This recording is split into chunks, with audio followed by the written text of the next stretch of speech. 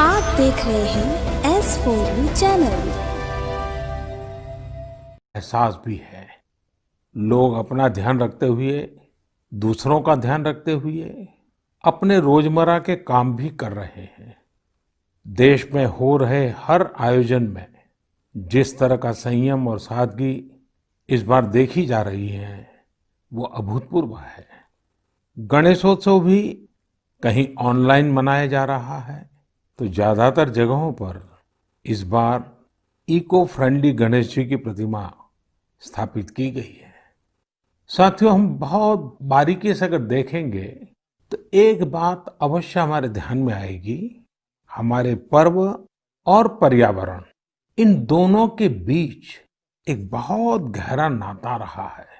जहां एक और हमारे पर्वों में पर्यावरण और प्रकृति के साथ सहजीवन का संदेश छिपा होता है, तो दूसरी ओर कई सारे पर्व प्रकृति की रक्षा के लिए ही मनाए जाते हैं। जैसे बिहार के पश्चिमी चंपारण में सदियों से थारू आदिवासी समाज के लोग 60 घंटे के लॉकडाउन, या उनके ही शब्द, सदियों से थारू आदिवासी समाज के लोग 60 घंटे के लॉकडाउन, या उनके ही शब्दों में कहें तो 60 घंटे के बरना का पालन करते हैं। प्रकृति की रक्षा के लिए बरना को थारू समाज ने अपनी परंपरा का हिस्सा बना लिया है और सदियों से बनाया है। इस दौरान न कोई गांव में आता है, न ही कोई अपने घरों से बाहर निकलता है। और लोग मानते हैं कि अगर वो बाहर निकले या कोई बाहर से आया, तो उनके आने जाने से लोगों की रोजमर्रा की गतिविधियों से नए पेड़ पौधों को नुकसान हो सकता है। बरना की शुरुआत में भव्य तरीके से हमारे आदिवासी भाई बहन पूजा पाठ करते हैं, और उसकी समाप्ति पर आदिवासी परंपरा के गीत, संगीत, नृत्य जम करके उसके कार्यक्रम भी होते हैं। साथियों, इन दिनों ओणम का पर्व भी धूमधाम से मनाया जा रहा है।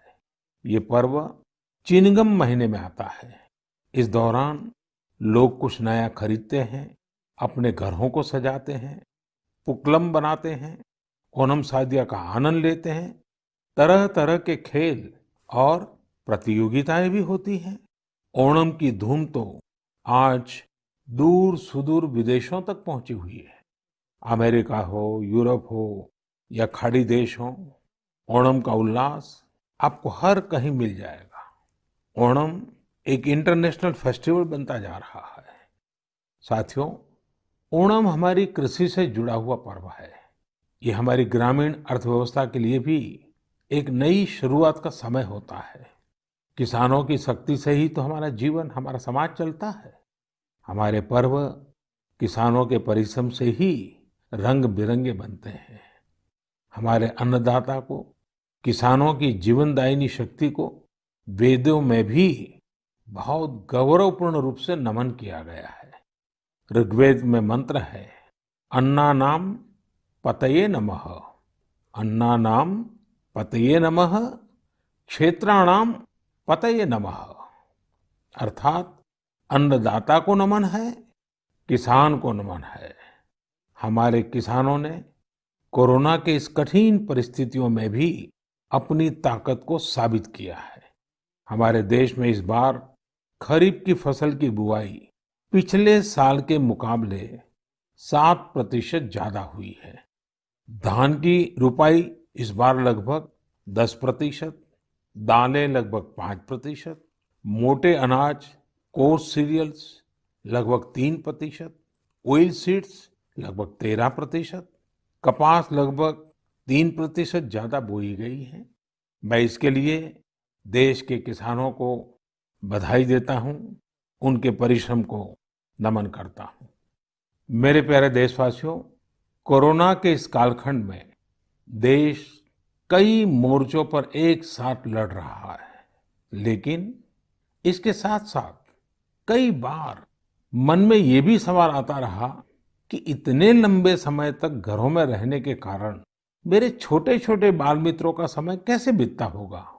और इसी से मैंने गांधीनगर की चिल्ड्रन यूनिवर्सिटी, जो दुनिया में एक अलग तरह का प्रयोग है, भारत सरकार के महिला और बाल विकास मंत्रालय, शिक्षा मंत्रालय, सूक्ष्म लघु और मध्यम उद्योग मंत्रालय, इन सभी के साथ मिलकर हम बच्चों के लिए क्या कर सकते हैं, इस पर मंथन किया, चिंतन किया।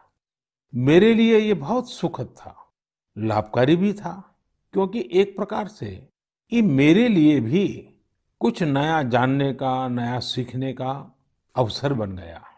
साथियों, हमारे चिंतन का विषय था खिलौने और विशेषकर भारतीय खिलौने।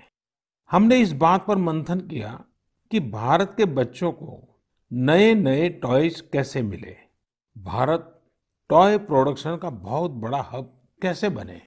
वैसे मैं मन की बात सुन रहे बच्चों के माता पिता से क्षमा मांगता हूं, क्योंकि हो सकता है उन्हें अब ये मन की बात सुनने के बाद खिलौनों की नई नई डिमांड सुनने का शायद एक नया काम सामने आ जाएगा। साथियों, खिलौने जहां एक्टिविटी को बढ़ाने वाले होते हैं, तो खिलौने हमारी आकांक्षाओं को भी उड़ान देते हैं। खिलौने केवल मन ही नहीं बहलाते, खिलौने मन बनाते भी हैं और मकसद गढ़ते भी हैं। मैंने कहीं पढ़ा कि खिलौनों के संबंध में गुरुदेव रविंद्रनाथ टैगोर ने कहा था कि बेस्ट टॉय वो होता है जो इनकम्प्लीट हो, ऐसा खिलौना जो अधूरा हो और बच्चे मिलकर खेल खेल में उसे पूरा करें। गुरुदेव टैगोर ने कहा था कि जब वो छोटे थे तो खुद की कल्पना से घर में मिलने वाले सामानों से ही अपने दोस्तों के साथ अपने खिलौने और खेल बनाया करते थे। लेकिन एक दिन बचपन के उन मौज मस्ती भरे पलों में बड़ों का दखल हो गया। हुआ ये था कि उनका एक साथी एक बड़ा और सुंदर सा विदेशी खिलौना लेकर आ गया। खिलौनों को लेकर इतराते हुए अब सब साथी का ध्यान खेल से ज्यादा खिलौने पर रह गया। हर किसी के आकर्षण का केंद्र खेल नहीं रहा, खिलौना बन गया। जो बच्चा कल तक सबके साथ खेलता था, सबके साथ रहता था, घुल मिल जाता था, खेल में डूब जाता था, वो अब दूर रहने लगा। एक तरह से बाकी बच्चों से भेद का भाव उसके मन में बैठ गया। महंगे खिलौने में बनाने के लिए भी कुछ नहीं था, सीखने के लिए भी कुछ नहीं था। यानी कि एक आकर्षक खिलौने ने एक उत्कृष्ट बच्चे को कहीं दबा दिया, छिपा दिया, मुरझा दिया। इस खिलौने ने धन का, संपत्ति का, जरा बड़प्पन का प्रदर्शन कर लिया, लेकिन उस बच्चे की क्रिएटिव स्पिरिट को बढ़ने और संवरने से रोक दिया। खिलौना तो आ गया, पर खेल खत्म हो गया और बच्चे का खिलना भी खो गया।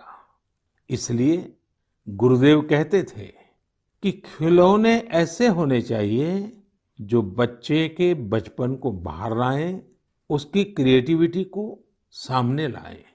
बच्चों के जीवन के अलग अलग पहलू पर खिलौनों का जो प्रभाव है, इस पर राष्ट्रीय शिक्षा नीति में भी बहुत ध्यान दिया गया है। खेल खेल में सीखना, खिलौने बनाना सीखना, खिलौने जहां बनते हैं वहां की विजिट करना, इन सबको करिकुलम का हिस्सा बनाया गया है। साथियों, हमारे देश में लोकल खिलौनों की बहुत समृद्ध परंपरा रही है। कई प्रतिभाशाली और कुशल कारीगर हैं जो अच्छे खिलौने बनाने में महारत रखते हैं। भारत के कुछ क्षेत्र टॉय क्लस्टर्स यानी खिलौने के केंद्र के रूप में भी विकसित हो रहे हैं। जैसे कर्नाटक के रामनगरम में चन्नापटना, आंध्र प्रदेश के कृष्णा में कोंडापल्ली, तमिलनाडु में तंजौर, असम में धुबरी, उत्तर प्रदेश का वाराणसी, कई ऐसे स्थान हैं, कई नाम गिना सकते हैं। आपको ये जानकर आश्चर्य होगा कि global toy industry 7 lakh crore रुपए से भी अधिक की है। 7 लाख करोड़ रुपयों का इतना बड़ा कारोबार, लेकिन भारत का हिस्सा उसमें बहुत कम है।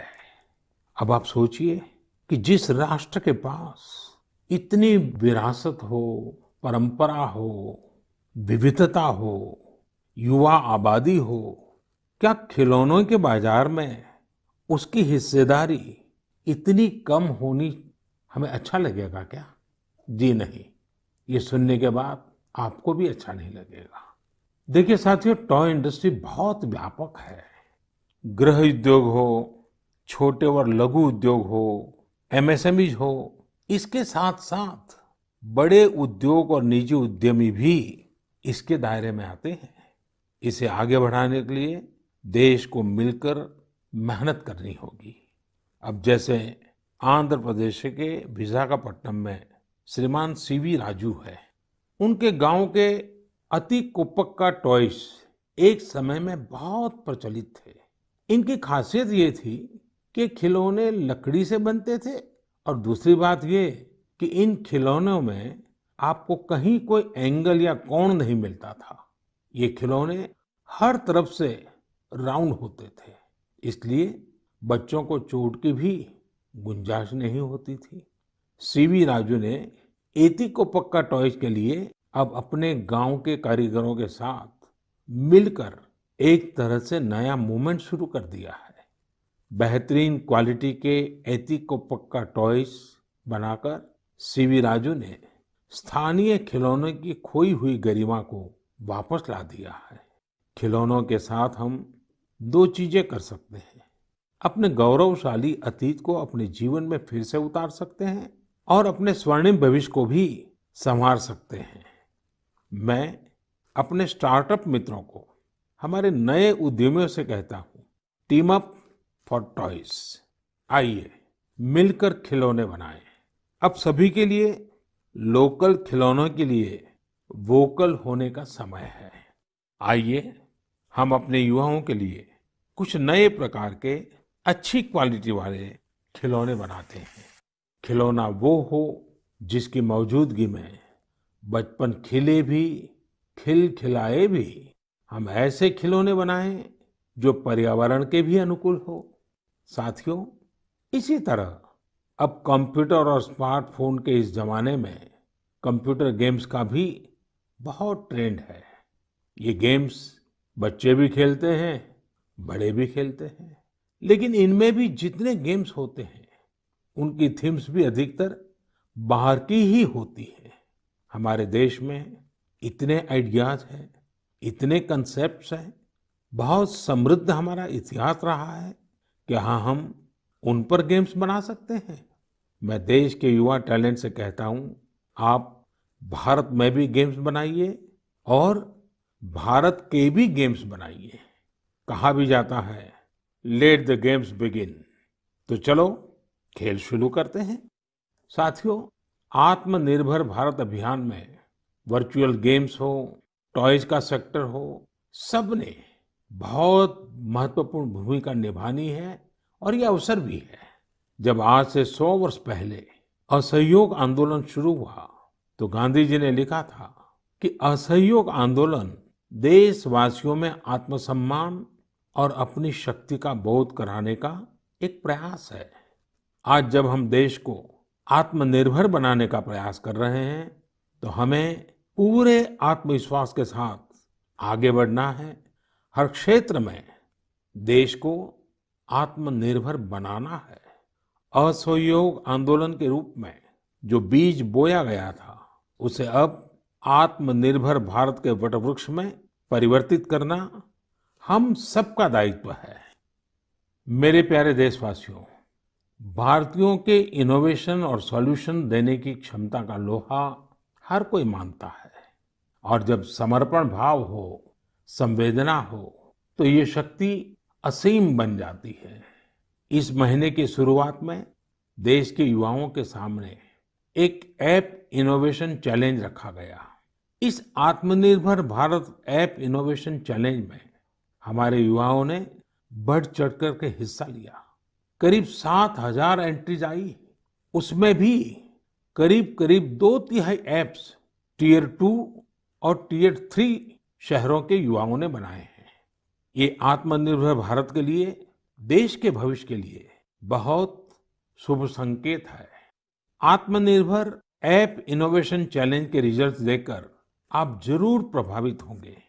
काफी जांच परख के बाद अलग अलग कैटेगरी में लगभग 2 दर्जन ऐप्स को अवार्ड भी दिए गए हैं। आप जरूर इन ऐप्स के बारे में जानें और उनसे जुड़ें। हो सकता है आप भी ऐसा कुछ बनाने के लिए प्रेरित हो जाएं। इनमें एक ऐप है कुटुकी किड्स लर्निंग ऐप।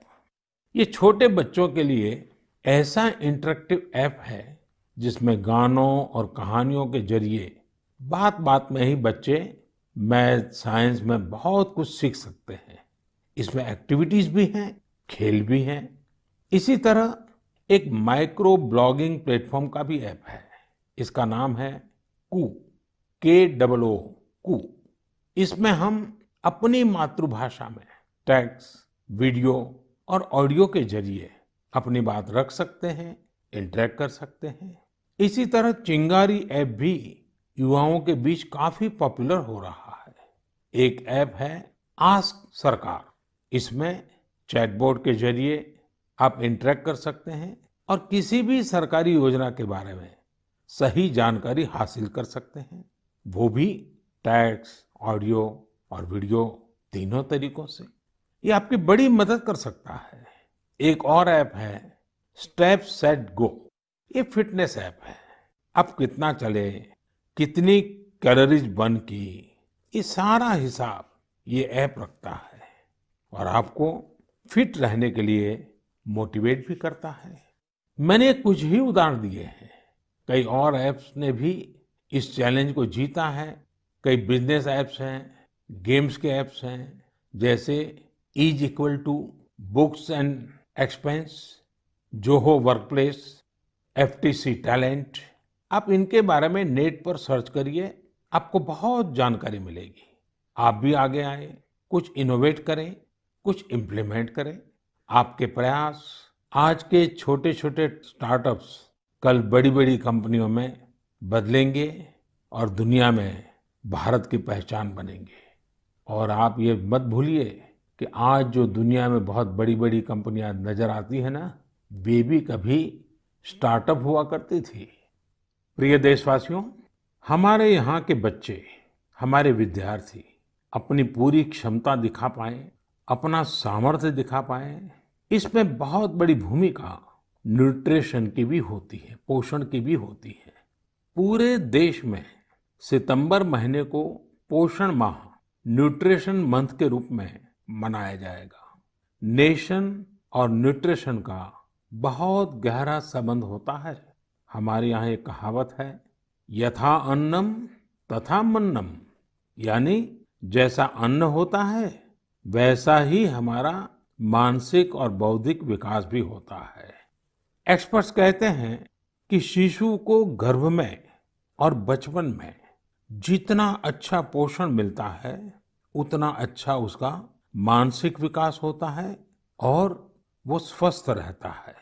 बच्चों के पोषण के लिए भी उतना ही जरूरी है कि माँ को भी पूरा पोषण मिले। और पोषण या न्यूट्रिशन का मतलब केवल इतना ही नहीं होता कि आप क्या खा रहे हैं, कितना खा रहे हैं, कितनी बार खा रहे हैं।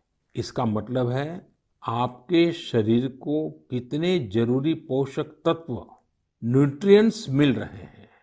आपको आयरन, कैल्शियम मिल रहे हैं या नहीं, सोडियम मिल रहा है या नहीं, विटामिन्स मिल रहे हैं या नहीं, ये सब न्यूट्रिशन के बहुत इंपॉर्टेंट एस्पेक्ट्स हैं। न्यूट्रिशन के इस आंदोलन में पीपल पार्टिसिपेशन भी बहुत जरूरी है। जन भागीदारी ही इसको सफल करती है। पिछले कुछ वर्षों में इस दिशा में देश में काफी प्रयास किए गए हैं। खासकर हमारे गांवों में इसे जन भागीदारी से जन आंदोलन बनाया जा रहा है। पोषण सप्ताह हो, पोषण माह हो, इनके माध्यम से ज्यादा जागरूकता पैदा की जा रही है। स्कूलों को जोड़ा गया है, बच्चों के लिए प्रतियोगिताएं हो, उनमें अवेयरनेस बढ़े, इसके लिए भी लगातार प्रयास जारी हैं। जैसे क्लास में एक क्लास मॉनिटर होता है, उसी तरह न्यूट्रिशन मॉनिटर भी हो, रिपोर्ट कार्ड की तरह न्यूट्रिशन कार्ड भी बने, इस तरह की भी शुरुआत की जा रही है। पोषण माह न्यूट्रिशन मंथ के दौरान माय गॉव पोर्टल पर एक फूड एंड न्यूट्रिशन क्विज भी आयोजित की जाएगी और साथ ही एक मीम कंपटीशन भी होगा। आप खुद पार्टिसिपेट करें और दूसरों को भी मोटिवेट करें। साथियों, अगर आपको गुजरात में सरदार वल्लभ भाई पटेल के स्टैच्यू ऑफ यूनिटी जाने का अवसर मिला होगा और कोविड के बाद जब वो खुलेगा और आपको जाने का अवसर मिलेगा, तो वहाँ एक यूनिक प्रकार का न्यूट्रिशन पार्क बनाया गया है। खेल खेल में ही न्यूट्रिशन की शिक्षा आनंद प्रमोद के साथ वहाँ जरूर देख सकते हैं। साथियों, भारत एक विशाल देश है। खान पान में ढेर सारी विविधता है। हमारे देश में 6 अलग-अलग ऋतुएं होती हैं। अलग-अलग क्षेत्रों में वहाँ के मौसम के हिसाब से अलग-अलग चीजें पैदा होती हैं। इसलिए ये बहुत ही महत्वपूर्ण है कि हर क्षेत्र के मौसम, वहाँ के स्थानीय भोजन और वहाँ पैदा होने वाले अन्न, फल, सब्जियों के अनुसार एक पोषक न्यूट्रिएंट रिच डाइट प्लान बने। अब जैसे मिलेट्स, मोटे अनाज, रागी है, ज्वार है, ये बहुत उपयोगी पोषक आहार है। एक भारतीय कृषि कोष तैयार किया जा रहा है। इसमें हर एक जिले में क्या-क्या फसल होती है, उनकी न्यूट्रिशन वैल्यू कितनी है, इसकी पूरी जानकारी होगी। ये आप सबके लिए बहुत बड़े काम का कोष हो सकता है। आइए, पोषण माह में पौष्टिक खाने और स्वस्थ रहने के लिए हम सभी को प्रेरित करें। प्रिय देशवासियों, बीते दिनों जब हम अपना स्वतंत्रता दिवस मना रहे थे, तब एक दिलचस्प खबर पर मेरा ध्यान गया। ये खबर है हमारे सुरक्षा बलों के 2 जांबाज किरदारों की। एक है सोफी और दूसरी विदा। सोफी और विदा इंडियन आर्मी के श्वान है, डॉग्स है और उन्हें chief of army staff commendation card से सम्मानित किया गया है। सोफी और विदा को ये सम्मान इसलिए मिला क्योंकि इन्होंने अपने देश की रक्षा करते हुए अपना कर्तव्य बखूबी निभाया है। हमारी सेनाओं में, हमारे सुरक्षा बलों के पास ऐसे कितने ही बहादुर श्वान हैं, डॉग्स हैं, जो देश के लिए जीते हैं और देश के लिए अपना बलिदान भी देते हैं। कितने ही बम धमाकों को, कितनी ही आतंकी साजिशों को रोकने में ऐसे डॉग्स ने बहुत अहम भूमिका निभाई है। कुछ समय पहले मुझे देश की सुरक्षा में डॉग्स की भूमिका के बारे में बहुत विस्तार से जानने को मिला। कई किस्से भी सुने। एक डॉग बलराम ने 2006 में अमरनाथ यात्रा के रास्ते में बड़ी मात्रा में गोला बारूद खोज निकाला था। 2002 में भावना ने आईईडी खोजा था। आईईडी निकालने के दौरान आतंकियों ने विस्फोट कर दिया और श्वान शहीद हो गए। 2-3 वर्ष पहले छत्तीसगढ़ के बीजापुर में सीआरपीएफ का स्निफर डॉग क्रैकर भी आईईडी ब्लास्ट में शहीद हो गया था। कुछ दिन पहले ही आपने शायद टीवी पर एक बड़ा भावुक करने वाला दृश्य देखा होगा, जिसमें बीड़ पुलिस अपने साथी डॉग रॉकी को पूरे सम्मान के साथ आखिरी विदाई दे रही थी। रॉकी ने 300 से ज्यादा केसों को सुलझाने में पुलिस की मदद की थी। डॉग की डिजास्टर मैनेजमेंट और रेस्क्यू मिशंस में भी बहुत बड़ी भूमिका होती है। भारत में तो national disaster response force NDRF ने ऐसे दर्जनों डॉग्स को स्पेशली ट्रेन किया है। कहीं भूकंप आने पर, इमारत गिरने पर, मलबे में दबे जीवित लोगों को खोज निकालने में ये डॉग्स बहुत एक्सपर्ट्स होते हैं। साथियों, मुझे यह भी बताया गया कि इंडियन ब्रीड के डॉग्स भी बहुत अच्छे होते हैं, बहुत सक्षम होते हैं। इंडियन ब्रीड्स में मुधोल हाउंड है, हिमाचली हाउंड है, ये बहुत ही अच्छी नस्लें हैं। राजपलायम, कन्नी, चिप्पीपराई और कोम्बाई भी बहुत शानदार इंडियन ब्रीड्स हैं। इनको पालने में खर्च भी काफी कम आता है और ये भारतीय माहौल में ढले भी होते हैं। अब हमारी सुरक्षा एजेंसियों ने भी इन इंडियन ब्रीड्स के डॉग्स को अपनी सुरक्षा दस्ते में शामिल कर रही है। पिछले कुछ समय में आर्मी, सीआईएसएफ, एनएसजी ने मुधोल हाउंड डॉग्स को ट्रेन करके डॉग स्क्वाड में शामिल किया है। सीआरपीएफ ने कोम्बाई डॉग्स को शामिल किया है। Indian council of agriculture research भी भारतीय नस्ल के डॉग्स पर रिसर्च कर रही है। मकसद यही है कि इंडियन ब्रीड्स को और बेहतर बनाया जा सके और उपयोगी बनाया जा सके। आप इंटरनेट पर इनके नाम सर्च करिए, इनके बारे में जानिए। आप इनकी खूबसूरती, इनकी क्वालिटी देखकर हैरान हो जाएंगे। अगली बार जब भी आप डॉग पालने की सोचें, आप जरूर इनमें से ही किसी इंडियन ब्रीड के डॉग को घर लाएं। आत्मनिर्भर भारत जब जन मन का मंत्र बन ही रहा है, तो कोई भी क्षेत्र इससे पीछे कैसे छूट सकता है। मेरे प्रिय देशवासियों, कुछ दिनों बाद 5 सितंबर को हम शिक्षक दिवस मनाएंगे।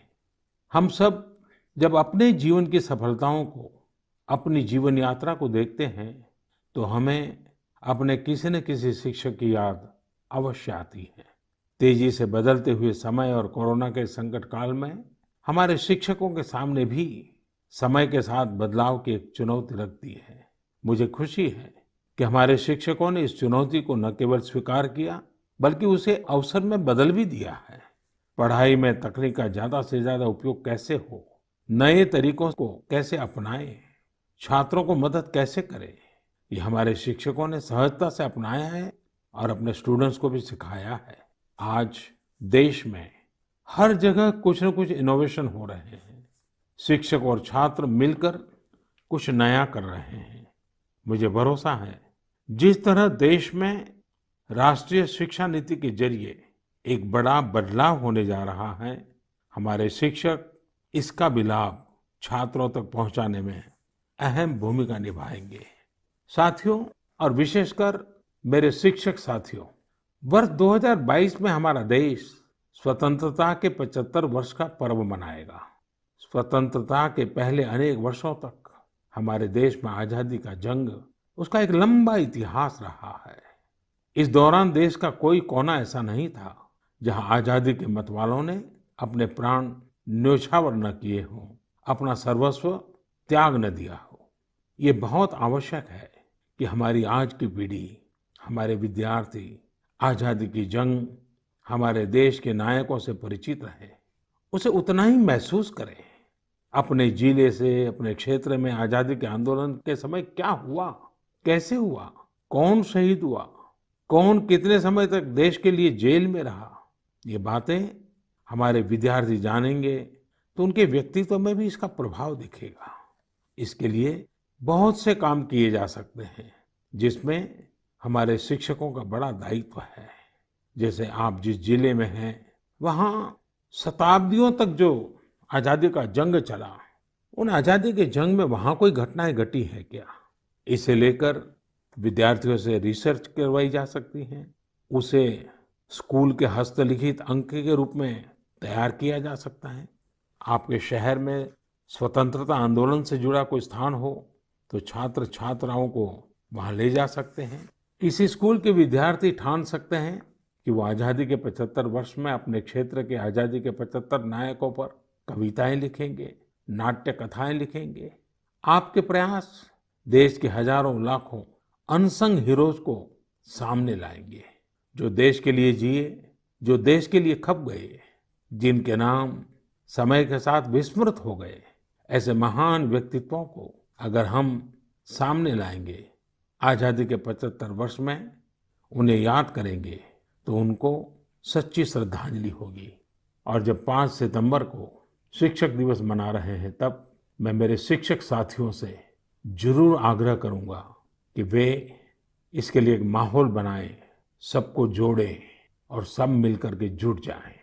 मेरे प्रिय देशवासियों, देश आज जिस विकास यात्रा पर चल रहा है, इसकी सफलता सुखद तभी होगी जब हर एक देशवासी इसमें शामिल हो, इस यात्रा का यात्री हो, इस पथ का पथिक हो। इसलिए ये जरूरी है कि हर एक देशवासी स्वस्थ रहे, सुखी रहे और हम मिल करके कोरोना को पूरी तरह से हराएं। कोरोना तभी हारेगा जब आप सुरक्षित रहेंगे, जब आप 2 गज की दूरी, मास्क जरूरी, इस संकल्प का पूरी तरह से पालन करेंगे। आप सब स्वस्थ रहिए, सुखी रहिए। इन्हीं शुभकामनाओं के साथ अगली मन की बात में फिर मिलेंगे। बहुत बहुत धन्यवाद।